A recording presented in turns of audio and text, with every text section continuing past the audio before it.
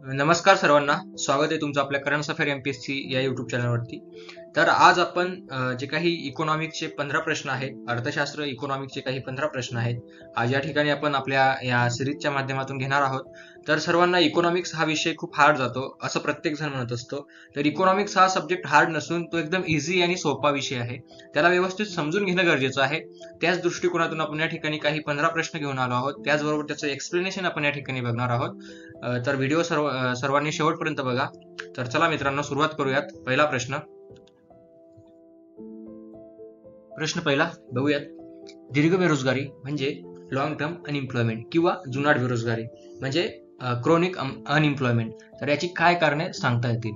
तर या ठिकाणी वेगवान आर्थिक वृद्धी दर, लोकसंख्येची तीव्र गतीने वाढ, त्याचबरोबर अयोग्य शिक्षण पद्धत. तर या ठिकाणी बघा, म्हणजे दीर्घ बेरोजगारी म्हणजे काय? एखाद्या देशात लोक मोठ्या काळासाठी बेरोजगार आहेत म्हणजे दीर्घ बेरोजगारी किंवा लॉंग टर्म अनएम्प्लॉयमेंट आपण त्याला असं म्हणू शकतो. तर या ठिकाणी वेगवान आर्थिक वृद्धी दर हे जर असलं तर बेरोजगारीचा संबंधच येणार नाही, बरोबर? म्हणजे चांगली बेरोजगारी. या ठिकाणी इकॉनॉमिक ग्रोथ रेट जर जास्त असला तर दीर्घ बेरोजगारीचा किंवा लॉंग टर्म अनएम्प्लॉयमेंटचा संबंध येणार नाही. म्हणून जे स्टेटमेंट आहे ते ऑप्शन मध्ये येणार नाही. आता या ठिकाणी बघूयात आपण, आपल्याला स्टेटमेंट ऑप्शन दिलेले आहे. या ठिकाणी जे आहे हे तीन तीन स्टेटमेंट मध्ये दिलेले आहे, तीन ऑप्शन मध्ये दिलेले आहे, 1, 2 आणि 4 मध्ये. तर यावरून आपण इलिमिनेट करू शकतो डायरेक्टली ऑप्शन नंबर 3, म्हणजे लोकसंख्येची तीव्र गतीने वाढ ही दीर्घ बेरोजगारीसाठी कारण सांगता येईल आपल्याला. त्याचबरोबर अयोग्य शिक्षण पद्धत हे पण आपण त्या ठिकाणी सांगू शकतो. म्हणजे अयोग्य शिक्षण पद्धत म्हणजे फक्त कसं कागदी नॉलेज आहे, डिग्री वगैरे आहे, पण प्रॅक्टिकली नॉलेज नाही असं आपण त्या ठिकाणी म्हणू शकतो. म्हणून ज्या ठिकाणी जे काही तरुण आहेत, यंग जनरेशन जे आहे ते मोठ्या प्रमाणात या ठिकाणी बेरोजगार आपल्याला दिसून येतो. ओके, असं आपण त्या ठिकाणी लक्षात ठेवू शकतो. नेक्स्ट प्रश्न बघूयात. दुसरा प्रश्न बघा, इंटरेस्टिंग आहे. या ठिकाणी बघा, खालील विधानांमधून योग्य विधाने निवडायचे आहे आपल्याला आणि स्टेटमेंट दिलेले आहे. बघा, या ठिकाणी आपल्याला स्टेटमेंट बघायचे आहे आणि कोणतं बरोबर आहे या ठिकाणी निवडायचं आहे हे सांगितलं आहे या ठिकाणी. तर पहिलं स्टेटमेंट बघा, सुरेश तेंडुलकर समितीच्या अहवालानुसार 2011-12 मध्ये ग्रामीण दारिद्र्य रेषा 672.80 रुपये प्रति व्यक्ती प्रति महिना इतकी होती. आता जे पहिलं स्टेटमेंट दिसते ना ते व्यवस्थित बघा. या ठिकाणी ना 672.80 रुपये प्रति व्यक्ती प्रति महिना इतकी नसून हे 816 आहे. ओके, हे आपल्याला माहित आहे. सुरेश तेंडुलकर समितीने ह्या 2011-12च्या अहवालामध्ये सांगितलं होतं 816 ग्रामीण भागासाठी आणि शहरी भागासाठी 1000 रुपये, बरोबर, प्रति व्यक्ती प्रति महिना. तर मित्रांनो, या ठिकाणी बघा आपण इलिमिनेट कसं करू शकतो. तर या ठिकाणी अ स्टेटमेंट जे आहे ना ते चुकीचं आहे. मग अ स्टेटमेंट कुठे कुठे दिसते आपल्याला? या ठिकाणी दिसते, म्हणजे हे ऑप्शन गेलं, बरोबर. या ठिकाणी पण दिसते ऑप्शन 3 मध्ये, ते पण गेलं. ऑप्शन 4 मध्ये दिसते, म्हणजे वरील सर्व विधाने योग्य आहे, म्हणजे ऑप्शन 4 पण या ठिकाणी गेलं. म्हणजे या प्रश्नाचं उत्तर काय आहे? योग्य उत्तर काय आहे? तर ब आणि क. आपल्याला माहित जरी नसलं ना तरी आपण या प्रश्नाचं उत्तर सॉल्व्ह करू शकतो. म्हणजे आपल्याला एक जरी माहित असलं तरी. ओके, म्हणून या ठिकाणी बघा, आता या दुसरं स्टेटमेंट दिसते, दारिद्र्य मापनासाठी डी.टी. लकडावाला यांनी सुचवलेले कॅलरी मूल्य व अलग कृती दलाने सुचवलेले कॅलरी मूल्य एकच होते. बरोबर आहे, एकच होते. 2100 कॅलरी प्रति व्यक्ती प्रति महिना त्यांनी नाही, प्रति व्यक्ती प्रतिदिन सांगितलेलं आहे 2100 कॅलरीज. ओके, त्याचबरोबर 2023 मध्ये नीती आयोगाने दुसरा राष्ट्रीय बहुआयामी दारिद्र्य निर्देशांक जाहीर केला. हे पण बरोबर आहे. दुसरा दारिद्र्य निर्देशांक जो आहे तो 2023 मध्ये, national multi dimensional poverty index हा 2023 मध्ये दुसरा जाहीर केला आहे आणि पहिला जर विचारलं तर 2021 मध्ये हा जाहीर केला होता.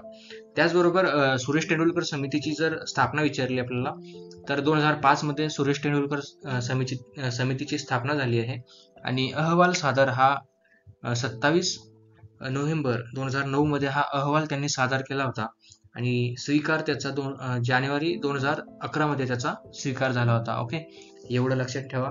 नेक्स्ट प्रश्न बघूयात.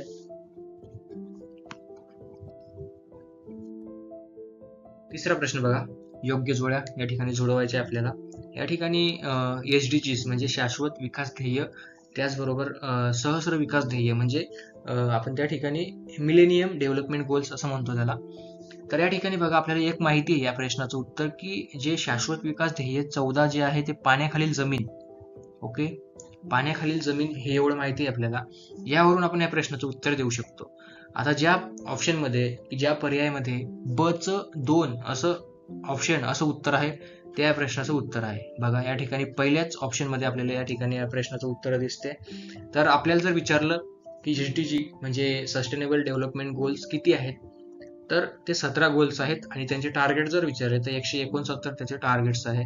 एवढं आपण लक्षात ठेवू शकतो. त्याचबरोबर त्याची जे ड्युरेशन आहे जानेवारी 2016 ते डिसेंबर 2030 पर्यंत हा SDGचा ड्युरेशन आहे. एवढं आपण लक्षात ठेवू शकतो. नेक्स्ट प्रश्न बघूया.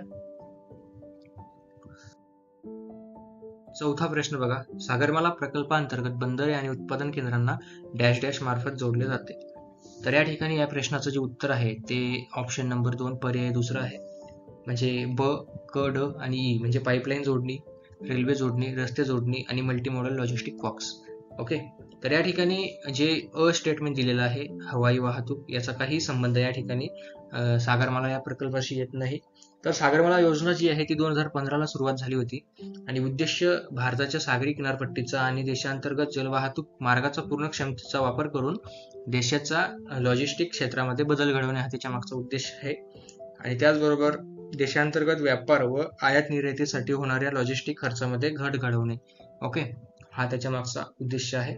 नेक्स्ट प्रश्न बघूयात. प्रश्न 5वा बघा, खाली दिलेल्या 2 विधानांपैकी चुकीचे विधान कोणते? स्टेटमेंट दिलेले आहे, बघूयात. देशाच्या राष्ट्रीय उत्पन्न मोजमापासंदर्भात रिअल जीडीपी हे नॉमिनल जीडीपी पेक्षा योग्य किंवा चांगले निकष मानले जाते. बरोबर, रिअल जीडीपी हे कधीही नॉमिनल जीडीपी पेक्षा चांगला निकष आहे देशाच्या राष्ट्रीय उत्पन्न मोजमापासंदर्भात. म्हणून ऑप्शन नंबर जे 1 आहे म्हणजे स्टेटमेंट अ आहे ते बरोबर आहे. दुसरं बघूयात, रिअल जीडीपी हा नेहमी नॉमिनल जीडीपी पेक्षा जास्त असतो. आता हे जे आहे रिअल जीडीपी हा नेहमी नॉमिनल जीडीपी पेक्षा जास्त असतो हे चुकीचं आहे. रिअल जीडीपी हा नेहमी नॉमिनल जीडीपी पेक्षा हा कमीच असतो. म्हणून या प्रश्नाचं उत्तर 1 फक्त अ हे आहे. तर या ठिकाणी जर आपण विचार केला की नॉमिनल जीडीपी हा कधीही रिअल जीडीपी पेक्षा जास्त असतो, तर का असतो?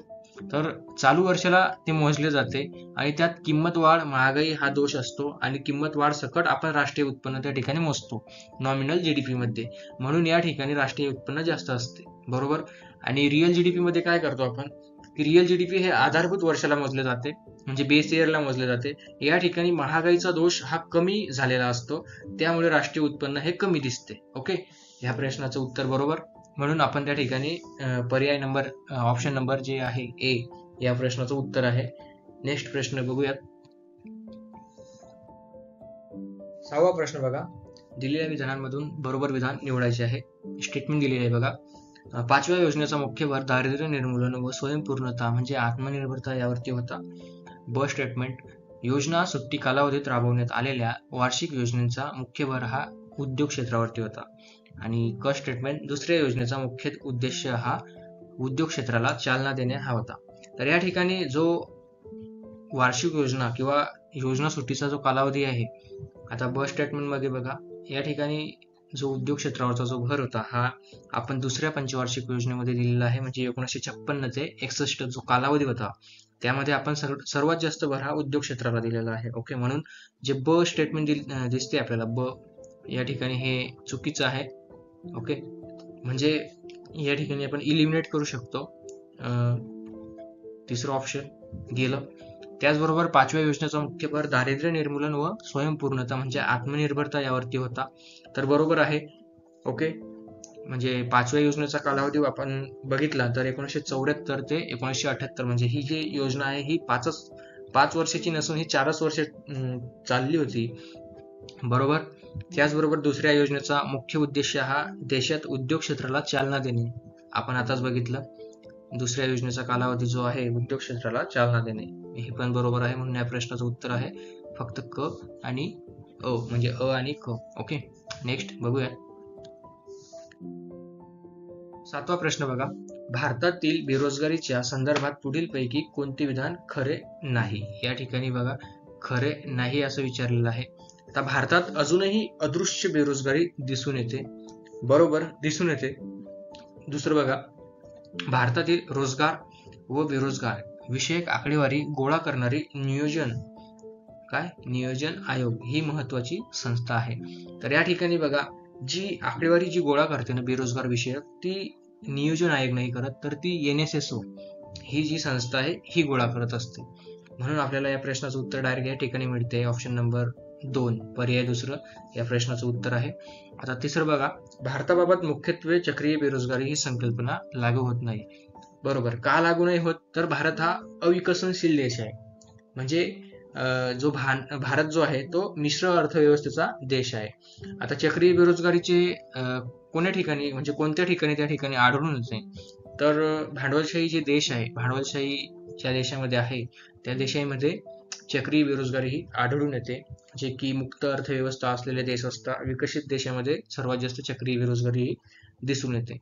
ओके, नेक्स्ट बघूया. 8वा प्रश्न बघा, खालीलपैकी कोणती जोडी योग्य नाही? आता बघा स्टेटमेंट, 5वी पंचवार्षिक योजना या काळामध्ये वाळवंट विकास कार्यक्रम झाला आहे. बरोबर. 1977-78 मध्ये हा वाळवंट विकास कार्यक्रम झाला होता. आणि 5व्या पंचवार्षिक योजनेचा जो कालावधी आहे 1974 ते 78 हा 5व्या पंचवार्षिक योजनेचा कालावधी आहे. ओके.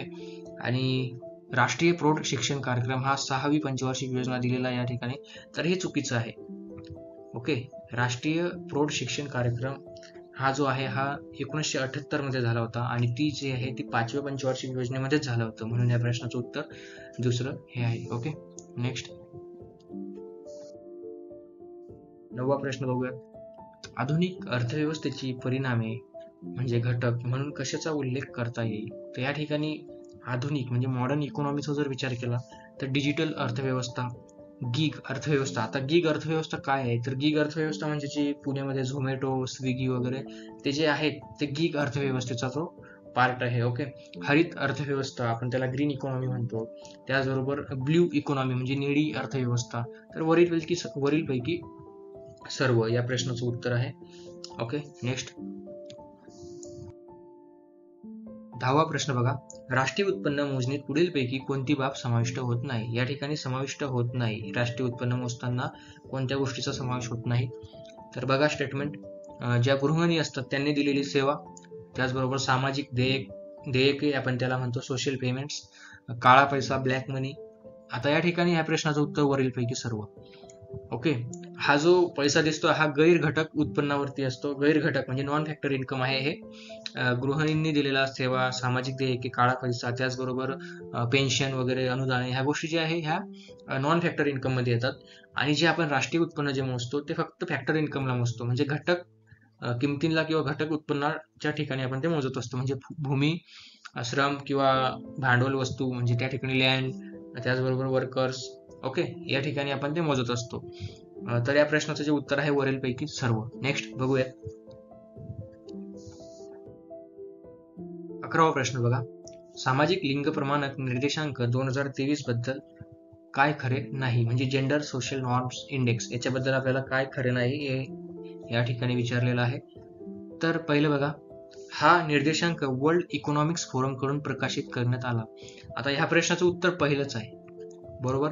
हा जो निर्देशांक आहे ना, जो की जेंडर सोशल नॉर्म्स इंडेक्स, तर हा जो निर्देशांक आहे हा UNDP जाहीर करते. बरोबर. युनायटेड नेशन डेव्हलपमेंट प्रोग्राम हे जाहीर करत असते सामाजिक लिंग प्रमाणक निर्देशांक. तर पहिलंच आपल्या प्रश्नाचं उत्तर आहे. त्याचबरोबर आपण बघूयात स्टेटमेंट खालचे काय आहे ते. हा निर्देशांक 4 आयामांच्या म्हणजे 4 डायमेन्शनच्या आधारे काढला जातो. 2023च्या अहवालाची theme breaking down gender biases, shifting social norms toward gender equality अशी होती. ओके, हे एवढं लक्षात ठेवा. नेक्स्ट, पतपैशाची निर्मिती प्रामुख्याने खालीलपैकी कोणामार्फत केली जाते? असा प्रश्न आपल्याला या ठिकाणी दिलेला आहे. 12वा प्रश्न. तर या प्रश्नाचं उत्तर आहे व्यापारी बँका, कमर्शियल बँक. ओके. तर पतपैसा कसा निर्माण होतो आता बघूयात आपण, की आरबीआय चलन निर्माण करते. बरोबर. त्याचबरोबर आपण एखाद्या व्यक्तीला 100 रुपये दिले, समजा ए व्यक्तीकडे 100 रुपये दिले, ते ए व्यक्ती 100 रुपये व्यापारी बँकेत ठेवते आणि व्यापारी बँका X आणि Y अशा दोन व्यक्तींना 50-50 रुपये ते देत असते. म्हणजे त्या ठिकाणी काय करते ते, तर कर्ज देऊन ते त्या ठिकाणी पतपैसा निर्माण करतं. बरोबर. व्यापारी बँका, कमर्शियल बँक्स. म्हणून या प्रश्नाचं उत्तर आहे व्यापारी बँका. आणि याच्यावरती नियंत्रण कोण ठेवते? पतपैशावरती नियंत्रण RBI ठेवत असते. ओके, एवढं लक्षात ठेवा. नेक्स्ट 13वा प्रश्न बघा, आर्थिक सुधारणांचा भारतीय अर्थव्यवस्थेवर झालेला नकारात्मक परिणाम विचारात घ्या आणि योग्य पर्याय निवडा. आता या ठिकाणी नकारात्मक परिणाम विचारात घ्यायचा आहे आपल्याला, जे की अर्थव्यवस्थेवरती होणारा नकारात्मक परिणाम. तर कृषी उद्योग, पायाभूत सुविधा इत्यादी क्षेत्रातील मूलभूत प्रश्नांचे समाधान झाले नाही. बरोबर आहे, समाधान झाले नाही. कृषी वृद्धी दरामध्ये साचलेपणा, बरोबर, हे पण बरोबर आहे. प्रादेशिक असमतोलता म्हणजे आपण त्याला काय बोलतो, रिजनल इनबॅलन्स, हे पण बरोबर आहे या प्रश्नाचं उत्तर. म्हणून आणि परकीय गुंतवणुकीमध्ये वाढ. आता हा जो विषय आहे हा पॉझिटिव्ह इम्पॅक्ट आहे. परकीय गुंतवणुकीमध्ये वाढ होणे, बरोबर. Increase in foreign investment. तर या प्रश्नाचं जे उत्तर आहे अ ब क, म्हणजे पर्याय नंबर 2 सेकंड. ओके, नेक्स्ट बघूयात. 14वा प्रश्न बघा. मानव विकास निर्देशांक 2022 बद्दल योग्य विधान निवडा. स्टेटमेंट दिलेले आहे बघा. या निर्देशांकामध्ये भारताचे HDI मूल्य 0.644 एवढे असून भारताचा क्रमांक 134वा आहे. बरोबर आहे, भारताचा क्रमांक जो आहे 134वा आहे HDI मध्ये. ब स्टेटमेंट बघा. क्रमांकांचा विचार करता स्वित्झर्लंड, नॉर्वे, आइसलँड हे देश अनुक्रमे पहिल्या, दुसऱ्या आणि तिसऱ्या क्रमांकावरती आहेत. हे पण बरोबर आहे. त्याचबरोबर तिसरं बघा. श्रीलंका या देशाने भारतापेक्षा उत्तम कामगिरी करत उच्च मानव विकास या गटामध्ये स्थान मिळवले आहे. हे पण बरोबर आहे. म्हणून या प्रश्नाचं उत्तर आहे अ, ब आणि क. ओके, हा जो अहवाल आहे हा 2022चा अहवाल 2024 मध्ये सादर केला आहे. ओके, एवढं लक्षात ठेवा. नेक्स्ट 15वा प्रश्न बघा. योग्य जोड्या जुळवा. समिती दिली आहे आणि संबंधित काम दिलेलं आहे. या ठिकाणी बघा, भंडारी समिती ही RRB ची पुनर्रचना म्हणजे रिकन्स्ट्रक्शन ऑफ RRB, बरोबर. त्याचबरोबर आपल्याला माहित आहे की विमल जालान समिती जी आहे ती RBIचा आर्थिक भांडवली आराखडा तयार करते, बरोबर आहे. आणि त्याचबरोबर दीपक पारिख समिती जी आहे ती इन्फ्रास्ट्रक्चरशी संबंधित आहे, म्हणजे पायाभूत सुविधा, हे पण बरोबर आहे. आणि नदन निलकेनी समिती ही डिजिटल देणी म्हणजे जे डिजिटल पेमेंट्स आहे त्या संबंधित आहे. म्हणजे या प्रश्नाचं उत्तर जे आहे म्हणजे 1 2 3 4 असं डायरेक्ट या प्रश्नाचं उत्तर आहे. ओके, तर मित्रांनो, आज आपण जे काही इकॉनॉमिक्सचे काही प्रश्न घेतले, 15 प्रश्न थोडे अवघड होते, तरी पण आपण त्यांना समजून घेण्याचा आणि समजण्याचा प्रयत्न केला आहे या ठिकाणी. तर तुम्हाला व्हिडिओ कसा वाटला तो कमेंट करून नक्की कळवा आणि लाईक करा, सबस्क्राईब करा. तोपर्यंत या ठिकाणी थांबूयात. आपण भेटूया नेक्स्ट व्हिडिओमध्ये. Thank you very much.